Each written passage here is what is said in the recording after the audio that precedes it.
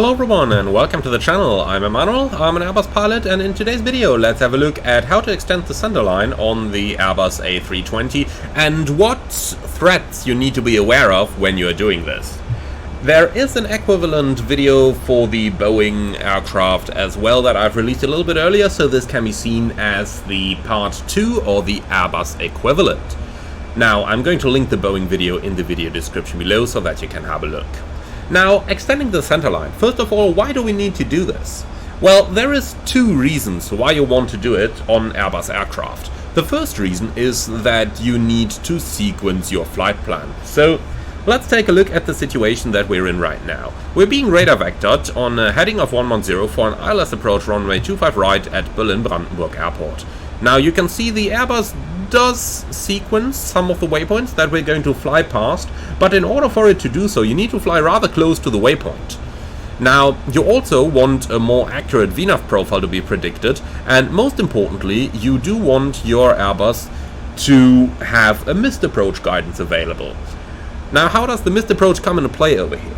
Well, when you are flying your approach and you've got an active waypoint that does not resemble the waypoint that you are actually flying to, so let's say for example Delta Bravo 437 is going to be the 2 waypoint, so the one shown at the top of your navigation display once we fly past that one over here and once we receive vectors to our final. When that happens, the Airbus is no longer going to sequence the final approach fix and subsequent waypoints. So when we now execute a go-around and we activate nav mode, then the Airbus is not automatically going to follow the missed approach procedure, but it will try to fly back to Delta Bravo 437 if nav mode engages, which it shouldn't, but you never know. It's an Airbus after all. So that is the reason why we need to sequence our flight plan in first place. Now, let's have a look at how we actually do it. So, you go onto the Direct To page, and then you select a reasonable waypoint. Normally that would be the final approach fix, so in our case, Uburu. Now, by default, the Airbus is automatically going to pre-select the correct radial in, so that you just need to press this, and now you're going to get an extended centerline. But there lies a little threat in this, in that it is actually a radial in. You can see we've got 064 reading up here. Now, radial is always the opposite of the course, so 245 minus 180, 065. Now, in this case, the plane suggested 064, but we need to correct this to 065 in order to have it exact. Alright, now lies the next threat. If we now hit the insert button, then the Airbus is going to do the following. It is going to arm, or if you're close enough, activate nav mode, so that it is going to intercept this course inbound. You need to prevent this by pulling the heading mode again, even if heading was active previously. So whenever you sequence a flight plan, you always need to pull the heading mode again in order to get rid of the blue nav indication, or if you're close enough, the automatic nav mode engagement. Now, if we engage nav ourselves, then this is what happens. The Airbus is just going to turn onto the final. Now, it should draw the correct routing here as well. In this case, the Phoenix doesn't do it, but hey. Okay, so let's talk about one of the advantages of extending the centerline.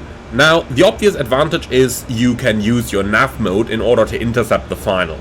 This comes in especially handy when you're flying into an airport like, for example, Frankfurt, where they might often give you a very long final, which might go outside the localizer reception range in your simulator, or even in the real world outside of the confirmed localizer reception range. That's something they do often, for example, at Cologne Airport on runway 24, where they make you intercept at 40 miles out,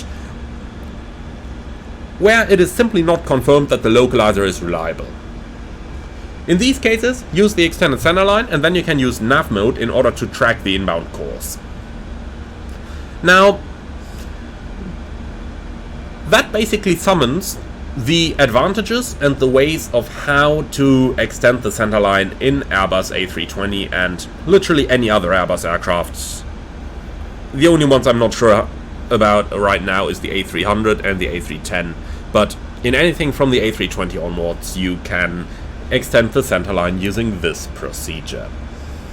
Now, I do hope that you found this one interesting. If you did, then do let me know in the comments below, and I'm really looking forward to your take on this one. Finally, a last word from extending the Centerline. That is, if you actually do it and you are not in approach phase yet, so if your approach phase isn't active yet, like you have seen when we've just approached, then the Airbus is going to draw the decel point on the extended centerline. So you need to kind of make use of that information in order to determine when you are actually going to start your deceleration by activating the approach phase manually. That's something you still need to do, but if you just take the distance of the decel point, let's say it was 5 miles from Yuburu, and then you know that, okay, I'm 5 miles inbound to Yuburu now on my radar vectors, then you can still activate approach phase and like that reduce your speed accordingly. VNAV information when the centerline is extended should stay accurate in Airbus, contrary to Boeing aircraft. In Airbus they do stay accurate, so even though when you're flying on a radar vector, descent mode is not available, you can still use vertical speed to kind of mimic your profile, or you can use open descent mode in order to parallel it. So that's it for this video. Thank you very much for watching, everyone. I do hope you enjoyed it. If you did, do let me know in the comments below. I'm really looking forward to your take on this one.